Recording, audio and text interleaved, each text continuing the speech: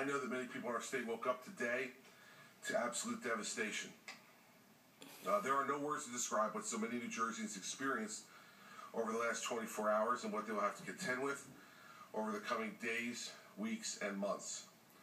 I'll first say to all of you, especially those out there who are facing loss, devastation, and the heartbreaking reality that your home may be gone, we are with you. We have a long road ahead of us, but I have complete confidence we're going to come out of this better and stronger than before. This state is too tough to give in to this type of devastation, and we in the government will be here to work with you to have New Jersey completely recover. I've spoken with President Obama several times. Last time was at midnight last night. He assured me that we would have an expedited process with FEMA, get whatever assistance we needed.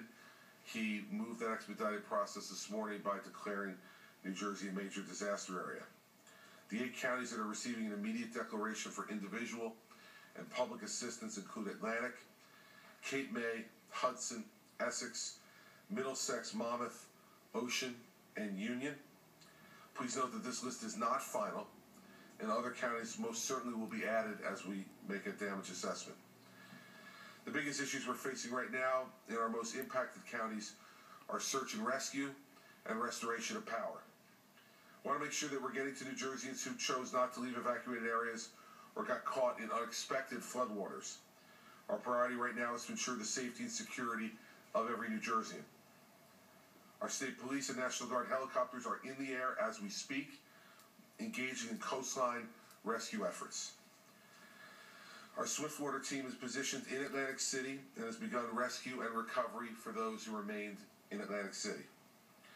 Teams units from Central and South to Union Beach, Middletown, Belmar, and Manasquan are beginning search and rescue operations. We saw significant tidal flooding in several areas, everywhere from Jersey City, the Newark Bay area, Sayreville, Moonachie, and Little Ferry. In Moonachie and Little Ferry, we've dispatched state and federally supported teams to assist in rescues and are providing shelters to those in need. 18 members of our speed deployment are also headed there, in addition to the USAR Type 1 and Swiftwater Rescue Team, 10 high-wheel vehicles and boats. We provided temporary sheltering at Teterboro Airport for the impacted residents between Moonachie and Little Ferry. We're delivering dry clothes and blankets, and we're working to transition them to a different shelter. We provided support to the Jersey City Police Department, the Newark Fire Department, and the Essex County Sheriff's Office in the face of a citywide power outage in both Jersey City and Newark from high tidal surge. 4 high-wheeled National Guard vehicles were sent to Jersey City from the Jersey City Armory to assist them with evacuations at the request of Jersey City Chief of Police Tom Comey. The National Guard has repositioned equipment to strategic locations across New Jersey and has more than 450 high-water vehicles, including Humvees and heavy trucks, available to assist civil authorities. They're also providing helicopters with video download capabilities to conduct reconnaissance of shorelines, the Raritan and Passaic River basins, and other areas in post-landfall damage assessments. There are currently over 5,500 residents in state and local shelters as of our latest count. We are working to stand up shelters as we learn of new needs in addition to the 5 existing state-supported shelters, 2 at Rutgers, 2 at Monmouth, and 1 at Menon Arena in Morris Township, New Jersey. We are in the process of opening a 6th shelter at the Rutgers Athletic Center that could support nearly 2,000 people. We want to make sure people have enough food and water for a while, which is why we are working with the Salvation Army and the American Red Cross to bring in mobile kitchens to serve thousands of meals. Boxed lunches are being delivered to state shelters today. We are also using FEMA food and water resources. The National Guard has deployed to state soldiers and airmen at the Freehold and Woodbridge Armories for support of state-supported shelter facilities if needed. There are a vast number of New Jerseyans today without power. In fact, we currently have 2.4 million New Jersey households without power. This is just so you understand the order of magnitude here, this is twice the number of impacted households as Hurricane Irene. Hurricane Irene was 1.2 million impacted households. This is 2.4 million impacted households. 1.2 million of the 2.4 million are from PSE&G. 935,000 from JCP&L. 195,000 from Atlantic City Electric. And 45,000 from Orange and Rockland. During Hurricane Irene, restoration took 8 days for full restoration. For Hurricane Sandy, the full restoration may in fact take longer. Full damage assessment will not be complete until 24 to 48 hours due to some of the weather delays. They cannot develop the time frame for restoration until damage assessments are underway, and obviously these difficult weather conditions are making this more of a challenge. However, the utility companies have continued to reach out to other states for assistance, and we are expecting additional linemen, servicemen, and tree clearing workers from states as far away as Texas and Indiana, and even folks coming in to us from Canada. It will remain extremely dangerous in areas where trees and wires are down. Ask people to use extreme caution.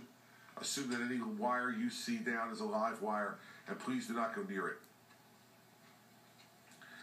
There are currently 173 incidents statewide involving highway lane closures. Most of these closures are the results of downed trees, utility poles, and flooding. Closures are statewide with the highest concentration in Monmouth County, but no county in the state has been spared, so avoid travel unless absolutely necessary. I want to say this now to private employers. Unless you can identify a safe route for your employees to get to work, I'd ask you to allow them to stay home from work today. We've deployed 800 employees from NJDOT to clear these incidents, and we were able to open, as you already know, the Garden State Parkway this morning for its full length. New Jersey Turnpike is open from exits 1 to exit 10. The Turnpike Authority is continuing to work to clear inner roadways between Interstates 10 and 14 of 7-foot-high debris fields. 24 small rail cars were deposited on the northbound outer roadway in the Carteret area by tidal surge. So for those of you who've driven in that area around exit 12, you know it well. There's small freight rail cars off to the side of the roadway.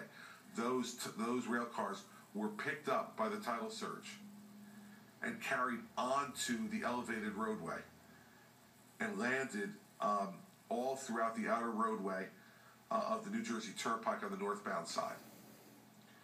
Additionally, the southbound ramp from exit 15W to Interstate 280 has a large washout. This is currently being looked at by our engineers with a standby contractor, and as soon as we assess the complete nature of the damage, we'll begin repair work on that ramp. New Jersey Transit service remains suspended throughout the day today.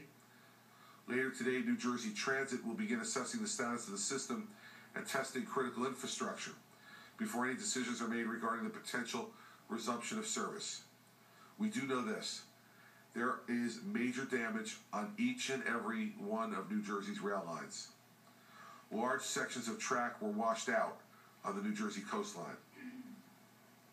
Numerous power lines and trees have fallen along New Jersey Transit railways across the state. Several rail bridges damaged by storm surge, including boats and other debris lodged on the railroad tracks. New Jersey Transit rail station hubs at Hoboken, Secaucus, and Newark Penn Station were also impacted significantly by flooding. New Jersey Transit's rail operation complex in Kearny is fully surrounded by floodwaters, which came during the height of the storm. Regarding our drinking water, we're seeing numerous water supply issues because of flooding and power loss. We currently have at least 10 facilities with minor to major problems. On wastewater treatment facilities, we have at least 13 facilities again with minor to major operational issues due to flooding and loss of power. Commissioner Martin, the DP, is working with all these facilities to see how we can bring them power supply, equipment, and resources to help bring them back online as soon as possible.